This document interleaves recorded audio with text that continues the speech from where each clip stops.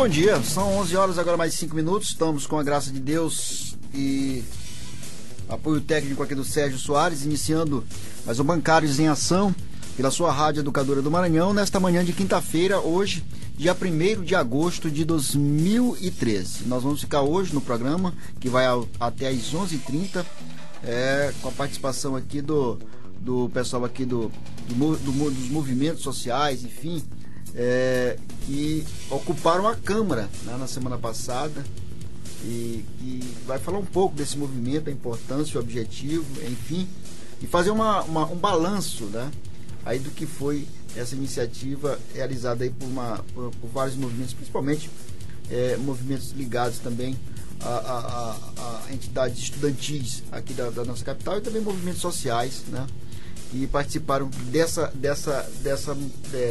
ocupação da Câmara, né? Bom, o programa Bancários em Ação é um programa que é uma produção do Sindicato dos Bancários do Estado do Maranhão, vai ao ar até às 11h30 da manhã, e lembrando sempre que você pode participar e interagir conosco no nosso programa através dos nossos telefones. Ligue e participe! 3878-5700 e 3878-5701. Acesse agora o nosso site www.educadora560.com.br. Muito bem, você pode também acessar o site do Sindicato dos Bancários, aí na internet é o www.cebma.org.br, né? Ou então você vai lá no Oráculo, que é o Google, né? Bota lá Sindicato dos Bancários do Maranhão, que aí é uma beleza, você acessa também com muita facilidade, né? Bom, lá no sindicato, lá no site do Sindicato dos Bancários você pode obter várias informações acerca das ações e atividades dos trabalhadores aqui no estado do Maranhão, em especial sindicatos bancários e outras categorias também. Não? Os sindicatos bancários, que é uma entidade que, inclusive, dá apoio a movimentos sociais, a outras entidades sindicais. E aqui no programa Bancários em Ação também é sempre aberto um canal aqui, um canal também para ser utilizado por outros segmentos da sociedade, né? E falar em segmentos, enfim, em bancários. Ontem, em reunião realizada lá em São Paulo, o presidente do Sindicato dos Bancários do Maranhão, José Maria Nascimento, juntamente com os diretores Marcos Tinoco, do sindicato lá do Rio Grande do Norte, e Maria Bueno, do sindicato de Bauru, entregaram a pauta conjunta em reivindicação à FENABAN, né? Os bancários do Maranhão, Rio Grande do Norte e Bauru reivindicam, dentre outros pontos, índice de reajuste de 22%, PLR de 25%, 22% é o reajuste, 25% de PLR. E do lucro líquido distribuído de forma linear, piso salarial correspondente ao salário mínimo calculado pelo DIEESE, no valor de R$ 2.860,21, além da reposição das perdas salariais acumuladas nos bancos públicos. No mesmo dia, o representante dos sindicatos bancários do Maranhão e da Bahia entregou a pauta específica do BASA à diretoria da Bahia, não, do BASA, realmente, aqui a diretoria da instituição. Bom, isso aqui é os bancários que estão aí no início de uma campanha salarial, mais uma, né, em todo o país, e logicamente isso aqui é os primeiros passos dentro desse cronograma, dessa agenda de trabalho, enfim, de negociação que será travada pelo Sindicato dos Bancários em todo o país. Bom, são 11 horas e mais 11 minutos, sem mais delongas, vamos aqui a nossa conversa de hoje com os nossos convidados. Aqui o Cláudio Castro, que é do Sintrajuf. Cláudio, bom dia. Bom dia. Tudo bem, né? Tudo bom. Bom, Cláudio, vocês estiveram ocupando, né, lá a Câmara Municipal de São Luís aí durante praticamente uma semana, né? Foi uma semana. 7 dias de ocupação. 7 dias de ocupação. Bom, eu queria que tu fizesse um balanço aí do que foi esse movimento, o objetivo, se alcançou de fato o objetivo. Olha, nós consideramos, aliás, como coletivo de ocupação, como movimento, no qual há mais de 18 entidades do movimento social organizado nessa cidade participaram ativamente ou dando apoio a essa ocupação. Consideramos que foi um momento de suma importância para essa cidade, um momento histórico. Nunca na história recente daquela casa, daquele parlamento municipal, teve uma ocupação por tão longo período, com e que forçou, que abriu o canal de diálogo do parlamento para que ele se aproxime realmente da população. Afinal, é para isso que existe aquela casa, e é isso, nada mais do que isso, que estamos reivindicando.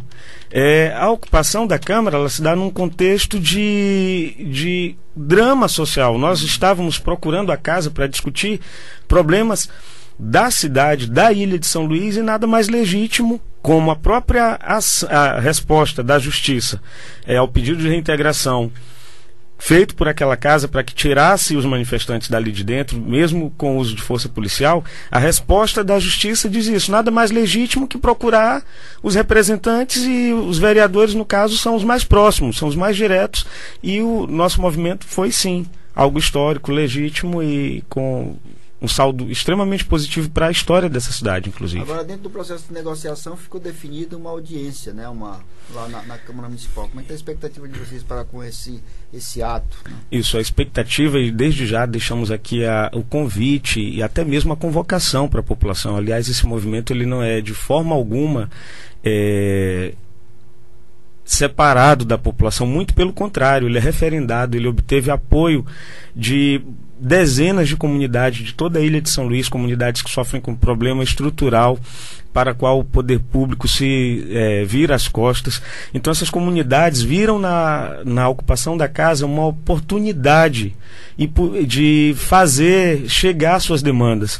Então por isso legitimaram fortemente o movimento, e fica aqui a convocação para que no dia 7, às 10 horas, horário regimental de sessão da casa, nos foi marcada essa audiência, essa sessão, com a participação dos movimentos que compuseram a ocupação, e foi uma vitória, foi um ganho muito expressivo, porque no primeiro dia de ocupação, a Câmara, talvez até por surpresa, por não esperar, não ter o costume de receber o povo nas suas dependências, partiu para teve primeiramente o choque, o espanto, e depois não tinha possibilidade de diálogo, e esse diálogo foi construído pelos ocupantes. Sempre dissemos aos vereadores que estávamos ali por motivos legítimos, apresentamos a nossa pauta, que é muito significativa para essa cidade.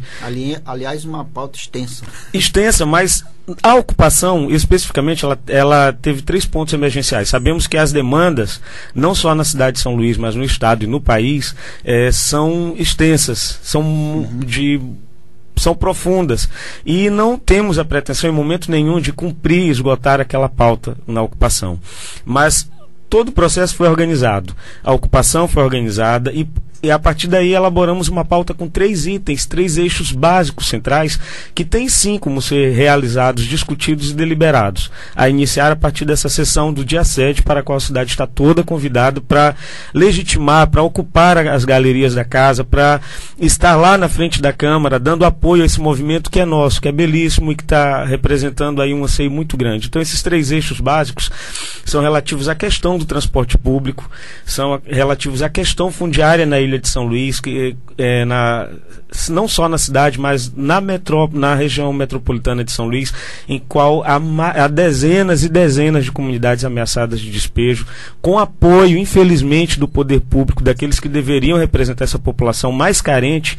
Na verdade, é quem dá o braço armado para que essas populações sejam removidas. Então é uma demanda urgente, que tem sim como ser exequível, e a outra questão diz respeito diretamente à casa. Primeiro, a gente pede que a casa cumpra a sua função de fiscalizar a execução do orçamento público. Queremos saber quanto que recebe dos nossos bolsos a Prefeitura, a Câmara, e quanto é gasto nesse serviço, que deixam muito a desejar, e isso é uma demanda. E também as contas da casa. Queremos saber quanto custam os gabinetes, quantos são os servidores efetivos do quadro da Câmara, que são a minoria, e quem recebe os salários. Pelo que pudemos ver, alguns deles vieram fazer essas denúncias para a ocupação, legitimando ainda mais o movimento, enquanto tem cargos requisitados, que estão ali dentro sem concurso público, que são responsáveis pelos maiores salários e pelo grande número que incham a folha de pagamento daquela casa. Então a gente pede que a casa constitucionalmente dialogue com a população e abra suas contas. Precisamos saber quanto é que custa aquela casa. Bom, Cláudio, a legitimidade do movimento e a importância do ponto de vista das necessidades da sociedade são inquestionáveis. Mas tem alguns segmentos, né, que acabam caracterizando esse tipo de movimento como político partidário. Como é que vocês veem essa questão? Olha, essa questão tem sido tratada de forma muito tranquila pela ocupação. Temos, inclusive, o Sindicato dos Bancários nos apoiou de uma maneira assim muito exemplar para um movimento sindical organizado que representa legitimamente os trabalhadores. Os bancários, o Sintrajuf, o pessoal do DCE, da UFMA, a ANEL, a Associação Nacional dos Estudantes Livres, a Pruma, e vários movimentos que surgiram das ocupações das ruas patrocinadas desde o mês de junho. Então a Acorda Maranhão está junto com a gente, vem para a Rua São Luís, vem para a Rua Itaquibacanga. Então é um movimento muito bonito e muito legítimo por causa disso, não é? Tem sim partidos de esquerda que sempre estiveram ao lado da luta e são reconhecidos. Inclusive esse movimento serviu para mostrar como não dá para se fazer política considerando todos como iguais, e no seguinte sentido, de que toda a política está suja. Muito pelo contrário, enquanto continuarmos pensando que a política é algo com a qual não devemos nos envolver porque não há mais jeito, isso só serve à manutenção da ordem das coisas que estão aí e que estão sendo questionadas. Então não está se fazendo ali nenhuma campanha para nenhum candidato. Inclusive tem militantes, aliás, de alguns partidos, sim, mas que estão reconhecidamente há muitos anos na luta e que fazem parte não só de partidos, mas de organizações, de movimentos sociais, de movimentos sindicais, e que o movimento não viu nenhum problema em relação a isso. Em alguns momentos teve uma discussão, mas tratada de forma tranquila, em que os movimentos suprapartidários ou apartidários, como a Acorda Maranhão, tiveram, por exemplo, diálogo até um tempo atrás impensáveis com esses movimentos organizados ou sob forma de partido ou sob forma de sindicato, e eu acho que no Brasil a gente está caminhando para esse momento agora. Quando a pauta é popular, quando ela tem ressonância na sociedade, o que vale é somar esforços e não ficar se digladiando por questões menores que interessam só a quem não quer mudar nada nessa cidade. E a gente percebe que a sociedade, de modo geral, ela não é contra a política, né? Ela tem se posicionado contra a forma como se tem feito política nesse país, que não tem favorecido, contribuído, né, para a solução dos problemas básicos da sociedade, que é isso que a sociedade está cobrando aí dos nossos governantes, né? E é lógico, né, a política na sua essência, pelo menos na minha concepção, ela existe justamente para contemplar, para resolver, né, essas demandas todas da sociedade. E aí, vez por outra, logicamente que há esse tipo de argumento para tentar justificar qualquer tipo de ato, esse que a gente entende que é legítimo também. Mas a gente percebe no caso dessas ocupações, viu, Cláudio, que em outras capitais também vem acontecendo a mesma. Vem cá, tem uma sintonia, esses movimentos estão tendo uma sintonia em nível nacional? Como é que está acontecendo? Olha, se você me pergunta em relação de estruturação de estratégias pensadas conjuntamente ou não, eu sinceramente não sei te responder. Ao mesmo tempo que o que eu posso te dizer é que eu particularmente sinto que há sim uma sintonia, e não só, eu diria até cósmica, se me permite a palavra, porque as pessoas estão acordando para ou fazer com que os atores políticos cumpram aquilo a que eles se dispõem quando chegam nas nossas casas para apresentar suas campanhas, ou então está sendo questionado de forma muito efetiva toda essa estrutura. Então, isso não só no Brasil, a gente viu isso acontecendo no Oriente Médio, viu acontecendo na Europa, por exemplo, na Espanha, também na Turquia, nos Estados Unidos, com o movimento Occupy Wall Street. Então, é um movimento de questionamento dessa democracia que só tem face, mas não tem profundidade. Então, eu acho que é um momento de radicalização desse processo. O povo, não dizem que o poder emana do povo, então o que está sendo pedido é que as instituições representem realmente essa vontade popular. E as pessoas, as instituições, os atores políticos não estavam muito acostumados a isso. É isso que causa, no meu entendimento, uma certa novidade e estranheza. Estão tendo que dar respostas, como a Câmara, por exemplo, teve que dar respostas, e após 7 dias de negociação tentada pela ocupação, chegar e marcar essa audiência, essa sessão, que vai ser muito importante para discutir os problemas dessa cidade. É isso que a gente está chamando. Olha, vocês dizem que nos representam, então vamos lá, sentem aqui e conversem conosco diretamente. Então, inclusive essa sessão conseguiu abrir espaço. Aquela casa, por exemplo, ela não tem o costume de ouvir, literalmente ouvir os cidadãos. As sessões são fechadas, só os vereadores tem direito à voz naquele plenário. Conseguimos marcar uma sessão histórica no qual as pessoas que compuseram, os movimentos que compuseram aquela ocupação vão ter, de acordo com o acordo final assinado pelo presidente em exercício da casa, o direito a um tempo exatamente igual ao que o vereador vai ter para falar. Ou seja, um momento histórico, e que a gente quer delimitar esse novo espaço, esse novo momento, e quer que a casa acostume-se a isso e marque pelo menos uma vez por mês, que seja, uma sessão na qual os cidadãos vão ter sim direito ao microfone, direito de dizer: olha, vocês estão nos representando, vocês não estão nos representando, na minha comunidade falta isso, falta aquilo, e queremos ouvir dessa casa o que ela vai fazer em relação a isso. Tudo bem, eles podem dizer que o Poder Legislativo não tem como agir, mas tem como cobrar. É por isso que essa casa existe. Ela não está ali sem função, e a gente só está pedindo que ela desempenhe suas funções constitucionais, inclusive. Agora, é interessante que esses movimentos que vêm ocorrendo, como você disse, em todo mundo, a gente percebeu isso mais próximo da gente aqui no Brasil recentemente, é de que antes, né, quando se realizavam esses movimentos sociais, sempre se via a imagem de uma liderança, de alguém ali, né, que ficava à frente, né, como uma espécie assim de herói. E hoje se percebe que esse movimento tem vários líderes, né, o que de certa forma pressupõe uma democratização também desses movimentos, né? A gente vê, por exemplo, grupos aí sociais que antes, né, era praticamente que impossível se imaginar juntos, e hoje se percebe que resolveram se unir justamente para buscarem o bem comum, né? Pois é, aquilo que a gente falou ainda agora. Quando os esforços são em favor do bem comum, por mais batido que isso possa parecer, porque esvaziaram o sentido dessas palavras durante muito tempo, mas quando os esforços são em favor do bem comum, é isso que está acontecendo. Inclusive essa pretensa falta de liderança, quer dizer, tem inclusive, por exemplo, a petição no qual a Câmara deu entrada ao pedido de reintegração, ela cita atores ali na petição inicial, de uma forma até um tanto quanto risível. Parece que foi procurado na internet quem que poderia ser citado, quem seria o líder. Nem as autoridades conseguem perceber que agora o povo, só para citando uma palavra recorrente no momento, acordou realmente. Não precisa mais, creio eu, de um líder iluminado que vale dizer como agir. As pessoas já sabem que elas estão acreditando naquilo que disseram muito tempo por elas, e que era só palavras, de que o poder emana realmente do povo. Então as pessoas, por exemplo, se juntam e conseguem interditar a Ponte Bandeira Tribuzzi para pedir atenção do poder público lá no Jaracati, e aí realmente não tem liderança, porque a liderança é a coletividade.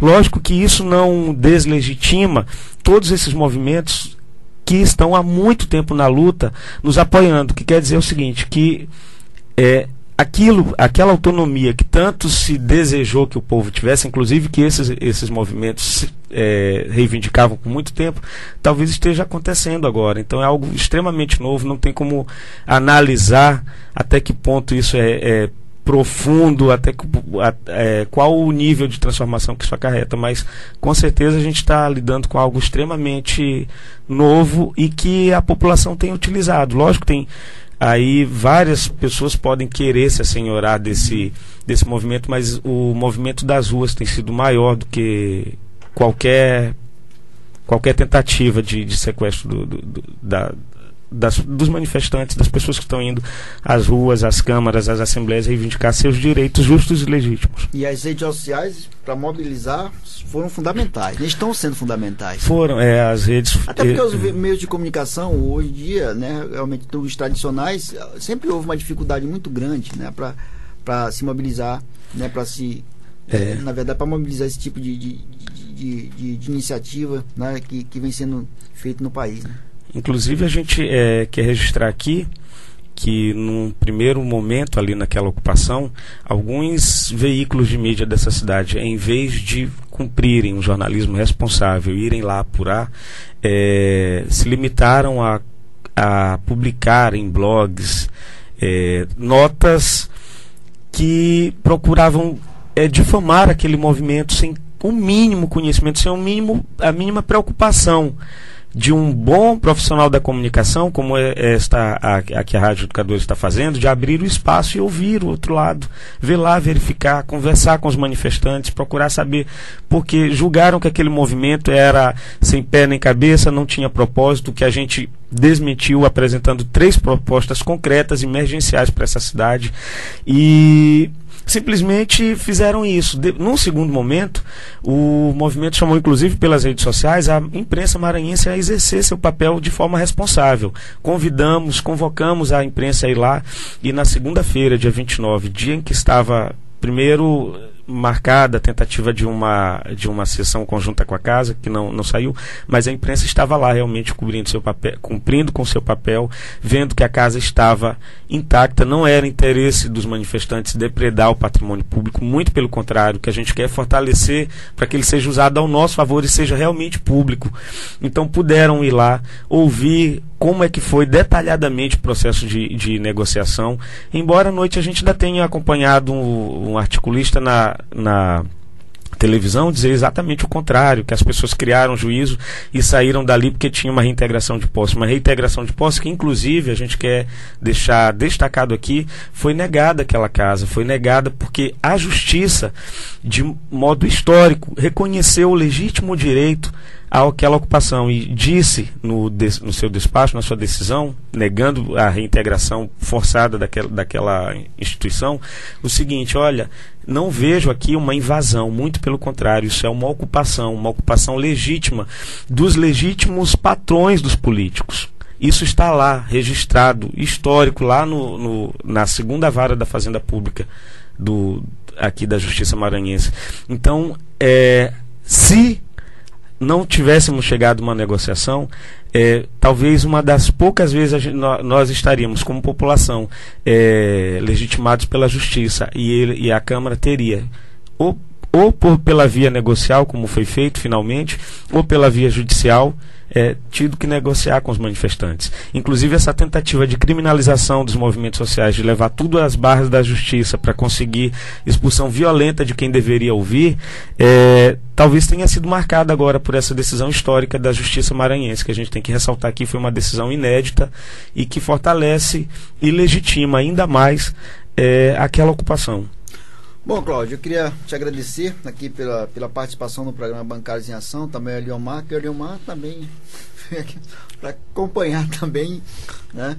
Mas tudo bem, eu acho que foi esclarecedor. Eu entendo que é um movimento que realmente tem muita força, a sociedade de um modo geral entendeu a importância do que aconteceu lá. A gente espera que nessa audiência pública do próximo dia 7 realmente possa ser avançado. A gente agradece enormemente o espaço, o papel desempenhado por esta rádio, pelo programa do Sindicato dos Bancários, que abriu espaço e, na verdade, veio falar com a população. E a gente pede mais uma vez que a população continue acompanhando, siga lá a página da ocupação, que continua com informações atuais, discutindo questões muito sólidas, não só da nossa pauta emergencial, mas de problemas dessa cidade, desse país. E nos siga e venha conosco somar. Vamos lá para frente da Câmara, dia 7 de agosto, às 10 da manhã, acompanhe esse momento histórico, no qual você vai poder chegar junto aos manifestantes e olha, eu quero também que seja discutido isso. Ali, naquele momento, não vai ser possível incluir novos itens, porque a gente fechou um acordo em 3 pontos básicos e que, se já houver avanço nessas questões, já vai ser um outro momento para essa cidade. Mas venha somar conosco, traga sua pauta, mobilize sua comunidade e esteja lá às 10 da manhã em frente à Câmara. Tá, ok. Chegamos ao final do Obrigado. Bancários em Ação desta quinta-feira. Estaremos de volta na próxima terça-feira, a partir das 11 horas, com mais um programa. Um forte abraço a todos e até lá.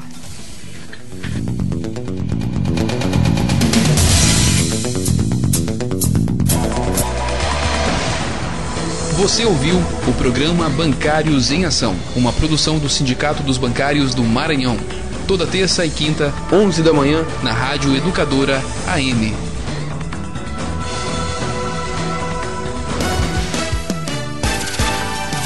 Essa é da gente. Esporte.